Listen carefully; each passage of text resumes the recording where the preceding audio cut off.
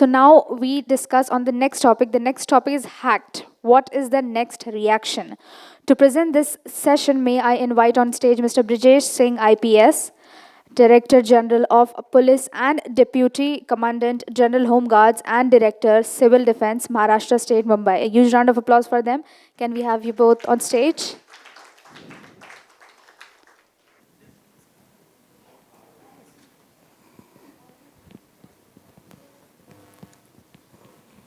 Okay, what was the last horror movie you saw?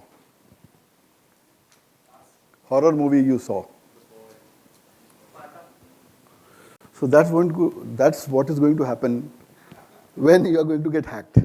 It's going to be an endless horror movie.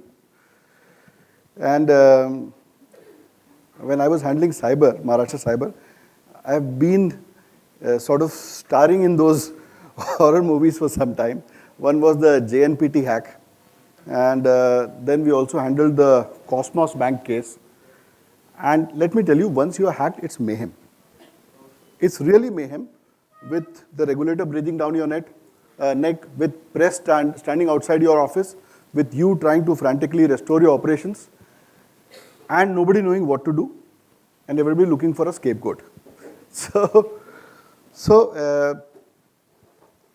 how does one handle that? Apart from saying that, okay, these are the directions issued by CERT, these are the directions issued by this thing, you should have a cyber crisis management plan in place.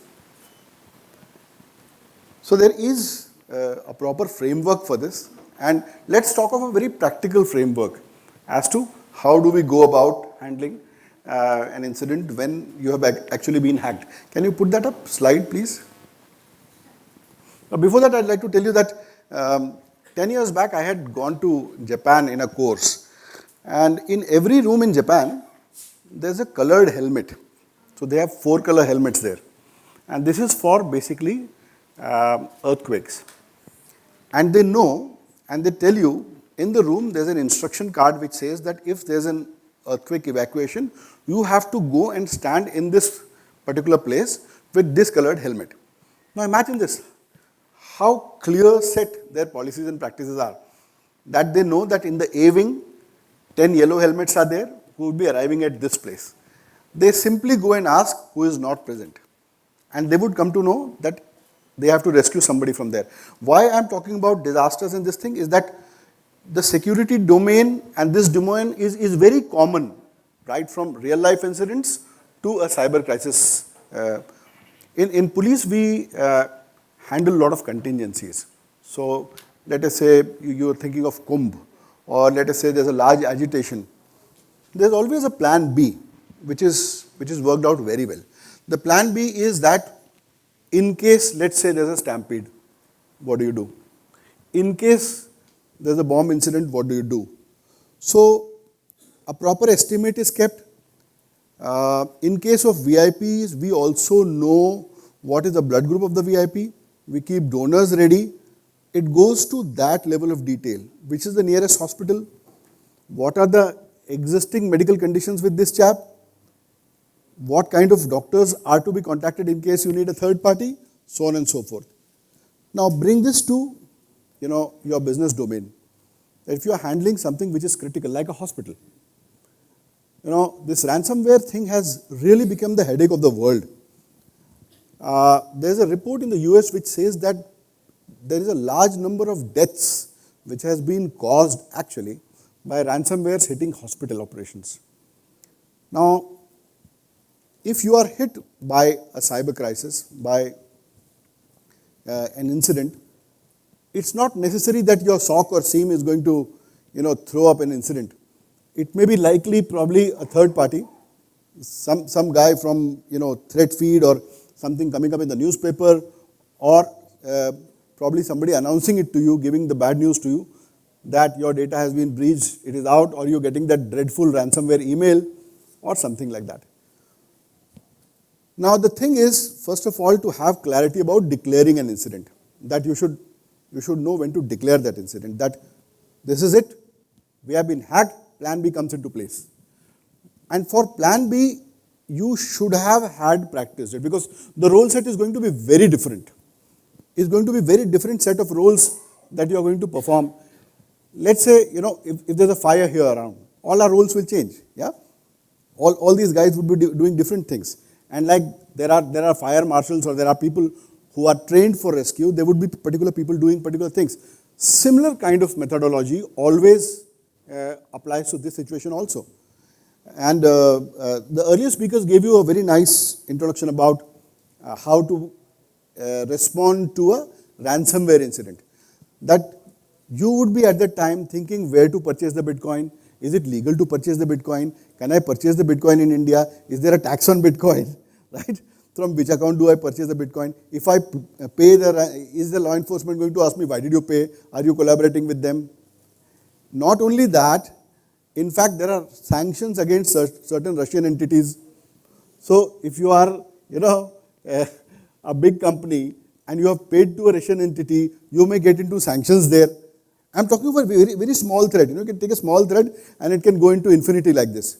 So right from declaring an incident to the next steps, this has to be seriously thought over, because somewhere it has become an existential question.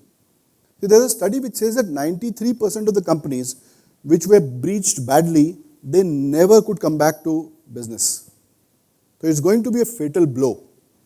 But it's important, whatever you would do in the next 6 hours, now Certain is giving you 6 hours to respond. I understand that it is difficult, and I think Certain also understands that it is difficult, but at least you communicate to them initial IOCs, you give them data dumps, because they would then probably have leans world over, they would try to talk to people across the world, they would try to bring in help, and at least it would save you some kind of a regulatory headache later on, because tomorrow probably SEBI is going to ask you, did you, respond within 6 hours to Certain? What is the time that you came to know of the incident? What is the time of reporting? Now, once you do that, you have to determine a quick investigation as to, you have to decide what has been affected and what is the scope of investigation, how do you investigate it? Because a ransomware is going to be very different than probably breach of data or a business email compromise, or if it is, God forbidden, if it is some kind of a Chinese APT, then they must be sitting on your systems for probably 3 months, 4 months, 5 months, and stealing your designs and important secrets. It's said that the national wealth of China today is just due to theft. It's just due to theft of all intellectual capital from the West. They have hacked universities, they have hacked important institutions. So right from F-35 designs to nuclear submarines, China has stolen everything. And if you are likely competing against a Chinese company, I can guarantee you that you have been hacked. So there won't be any obvious indicators of compromise, and espionage or a cyber espionage campaign would not be noisy. So I don't know whether you'll be able to declare an incident there or not. You won't even come to know. You may, and their exfil is also, other than being encrypted, it is obfuscated very well. Probably they are getting through your system processes and doing an exfiltration through very normal channels which are never flagged out. So even to declare an incident, you would have an issue. But once you declare an incident, then you should know what is the scope of investigation. Because more critical the account, more control it has, right? As you go senior, more control it has on, and more access, role-based access it has, and less cyber aware it is. Like it's very difficult to tell boss why he can't log in, right? And he would be very angry. So sometimes we would allow them. But in this situation, you would have to determine the scope of investigation, find out which accounts have been breached, what is the meaning of these accounts getting breached. And while you are doing this, you should ensure collection and preservation of data forensically, because this is going to be key. And you may at times also have to collaborate with law enforcement. I'll tell you, we've walked into scenes where we found that some idiot has used an FTK imager and its imprint is there on the server. What kind of forensics do I do after that? Yeah? Because this idiot did not, I can't even name those kinds of idiotic agencies which have come and touched the infrastructure. So there has to be a protocol there. That's who is going to touch this infrastructure? How are you going to preserve this evidence? How are you going to take this evidence? What all can be taken? What all cannot be taken? How would you preserve it? While, and all of this is simultaneously happening. That you are filling those long forms given by the regulator, which you may find, sort of very encumbering, but you will have to do it. So determine the scope of investigation, collect and preserve data, ensuring that you are collecting right evidence. Because by now the attacker is still on your system. He is also knowing that you have declared an incident. He is also knowing, what kind of countermeasures you are taking. And today malware is smart. It's multi-stage, multi-layer, multi-vector. It's polymorphic. And that guy knows what you're doing. And he is also taking countermeasures live. Right? Sometimes, in certain instances, we've seen that everything forensically has been wiped off. No log, no record, nothing. And at times, binaries had to be reconstructed from memory dumps. So you have to see that in this case, data is very volatile, and you are preserving and collecting data, both for, let's say, your own analysis, for investigation, for root cause, for law enforcement needs, for the regulator, for corrective action, whatever. Then you have to perform a technical analysis. So me and Dinesh ji will be discussing that about power station SCADAs. There's a particular ISO. कौन सा था? Which ISO was there? 62443. So for power stations SCADA, there's a particular ISO, and it exactly tells you that this is the way a normal system functions. And if you have to compare anomalies, then whole of your report, your technical analysis would be based on this. But the irony is that if you actually go and check power systems having SCADAs, they won't have a copy of this ISO. So that is the irony. Now, you have to perform a technical analysis. Sometimes you would, if you are a fintech company, you would have to go for a PCI DSS, or you would have to go for some kind of forensics, which is very specific to your sector. So you will have to use a third party here. Thankfully in India, I see great talent. I mean, I've been in this field for some time, and I really see Indian talent, which is really growing. And I'm sorry to say that, and we were discussing at lunch, that we are the most racist people towards our own people. Brown आदमी की इज्जत नहीं करता. You take something, if it is given by the white man, तो वो करोड़ रुपए में खरीद लेगा. आपको बोलेगा लाख रुपए में दे दो, इसमें भी 2 दे दो और डिस्काउंट दे दो. So that is the irony, that somewhere we have not been able to brand our talent, our services appropriately, and that needs to be done. I'm digressing here, but I really need to say that we are one of the most talented people across the world, but we don't value ourselves, and we don't give work to our own people. Now, while you do a third party, while you perform a technical analysis, you have to adjust the tools, because you've known new indicators of compromise. You've known how he is moving laterally. If he is at multiple stages, if he is polymorphic, then he is doing something else. So you have to adjust your tool set. Maybe even going to the extent of DNS resolution, or probably you have to, if you have similar infra elsewhere, you will have to pass these indicators of compromise, adjust your tools, whatever format you use, take taxi, whatever, adjust your tools accordingly. And then you go for containment activity. That you find out what is the exact kind of damage that has happened and how do you contain it. Like ransomware.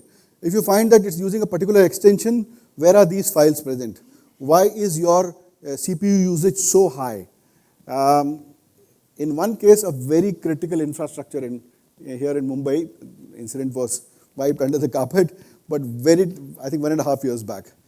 They thankfully came to know when around 30% of their infra was encrypted. And they could stop it at that time. So they were very, very lucky. Otherwise, you would have had a huge incident. Today, in a connected world, everything is connected.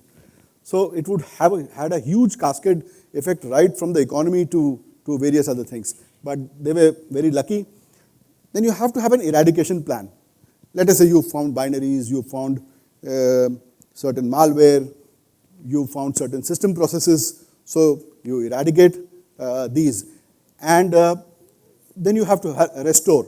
So like when in the good bad days, good old days of DDoS attacks, I don't hear of much DDoS nowadays, then you need to have a clean pipe. So people used to have a clean pipe where for business continuity practices you would shift to a clean pipe and start your operations. Then your restoration plan, how do you restore your operations? Because ultimately your business is dependent upon this infra. Today, IT and cyber is not something which a company does. Everything is actually an IT company doing some other job, right? A bank is an IT company doing banking. Uber is an IT company. Swiggy is an IT company. So these are IT companies. That is the bread and butter. So you will have to have a restoration. In post-incident activities, you would basically, something called a hot wash, you would perform a hot wash, try to find out, even after doing all this, are there any new IOCs popping up? You would talk around the world, find out, check whether you have done the things right or not. And finally then, you would come to a stage where you have to have your first cup of coffee and sit down, write all those bloody reports which everybody wants now, trying to find out whose neck to hang, and to check what is the extent of damage. So this is the horror story which you are most likely to be in at some time or the other. And as somebody has very famously said that there are only two kinds of companies, one which have been hacked and one which don't know that they have been hacked. But somewhere we have to see that we have to fix this.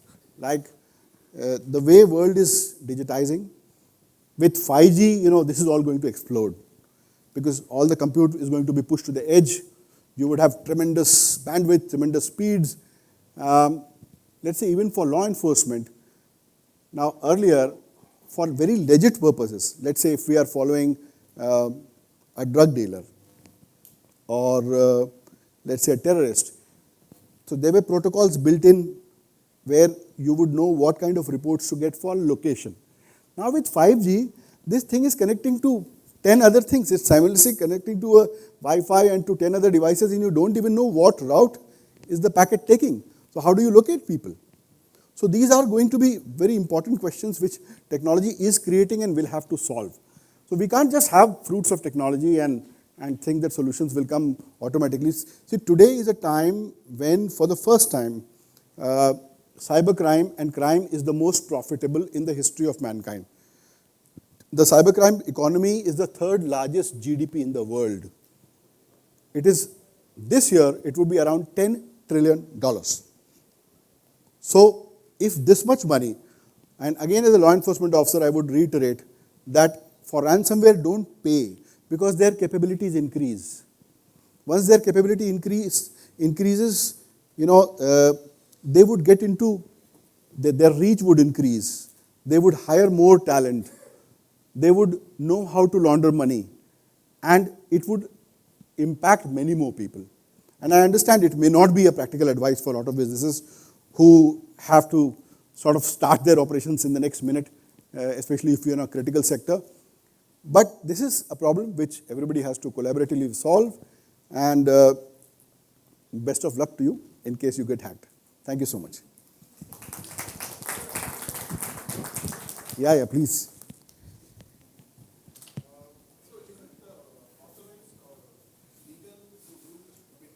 Thank you so much, sir, as it was. कुछ पूछ रहा है बता ले अंदर. हाँ.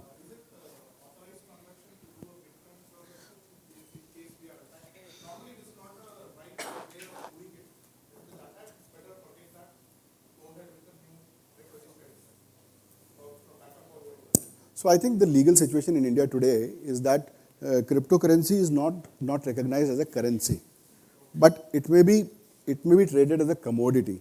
And while doing so, the government of India has put a tax of 30% on any profits earned out on that, and a 2% transaction tax on each Bitcoin transaction. So, and if you do your KYC properly, I think you can purchase a Bitcoin, right? Or any kind of cryptocurrency, you can purchase. But there would be, and the world thinks that cryptocurrencies are anonymous. No. In fact, they've made the life very easy for law enforcement because they're inherently traceable and everything is written on the ledger everywhere. I just need to find the person. कभी तो मिलोगे यार. और तब बताओगे बड़े प्यार से. You will tell me all your wallets, right? So I would discourage you from doing anything because there are other risks also. As I said, you don't know which entity you are paying to. It may end out that that entity is probably linked to a Chinese espionage campaign, or probably a religious fundamentalist group, or a drug dealer, or Fin7, or Cobalt Group, right? Or Lazarus. Then what do you do? Because you have collaborated with them, you have a money trail with them. So risky, not advisable, but anyways, at the time you'll have to take a practical call. Thank you, sir. Right, thank you. Thank you, sir, for an excellent speech. May I request Mr. Sushobhan Mukherjee to hand over the token of gratitude to Mr. Brijesh Singh. A huge round of applause for them, please.